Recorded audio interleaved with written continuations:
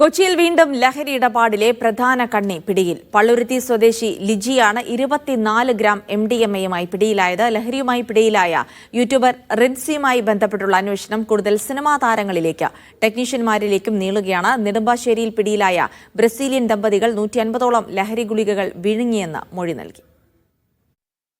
തൈക്കൂടത്തെ ലോഡ്ജിൽ നിന്നാണ് ഇന്നലെ രാത്രി പള്ളുരുത്തി സ്വദേശിയായ ലിജിയെ പിടികൂടിയത്. ഒപ്പം ലഹരി വാങ്ങാനായി എത്തിയ 2 യുവാക്കളെ കൂടി എക്സൈസ് സ്പെഷ്യൽ സ്ക്വാഡ് കസ്റ്റഡിയിലെടുത്തു. 24 ഗ്രാം MDMA-യാണ് ലിജിയയിൽ നിന്നും പോലീസ് പിടിച്ചെടുത്തത്. ബാംഗ്ലൂരിൽ നിന്ന് ലഹരി എത്തിച്ച് വിപണനം നടത്തുന്നതിൽ പ്രധാനിയാണ് ഇവരെന്നാണ് പോലീസ് പറയുന്നത്. അതേസമയം യൂട്യൂബർ റിൻസി പ്രതിയായ ലഹരി ഇടപാട് കേസിൽ കൂടുതൽ സിനിമാ താരങ്ങളിലേക്കും ടെക്നീഷ്യന്മാരിലേക്കും പോലീസ് അന്വേഷണം വ്യാപിപ്പിക്കുകയാണ്. ഇവർക്ക് ലഹരി എത്തിച്ചു നൽകിയിരുന്നുവെന്ന് റിൻസി മൊഴി നൽകിയിട്ടുണ്ട്. റിൻസിയുടെ ഫ്ളാറ്റിൽ സിനിമാക്കാർ സ്ഥിരമായി എത്തിയിരുന്നുവെന്നും കണ്ടെത്തി. മൊഴിയെടുക്കേണ്ട സിനിമാ പ്രവർത്തകരുടെ ലിസ്റ്റും അന്വേഷണ സംഘം തയ്യാറാക്കി. ഇന്നലെ നെടുമ്പാശ്ശേരി വിമാനത്താവളത്തിൽ നിന്ന് ലഹരിയുമായി പിടിയിലായ ബ്രസീലിയൻ സ്വദേശികളുടെ മൊഴിയും പോലീസ് ശേഖരിച്ചു വരികയാണ്. 150 ലഹരി ഗുളികകൾ വിഴുങ്ങിയെന്ന ലൂക്കോസും ബ്രൂണയും മൊഴി നൽകി. തിരുവനന്തപുരത്തെ ഹോട്ടൽ മുറിയിലെത്തിച്ച് ലഹരി കൈമാറുകയായിരുന്നു ലക്ഷ്യം.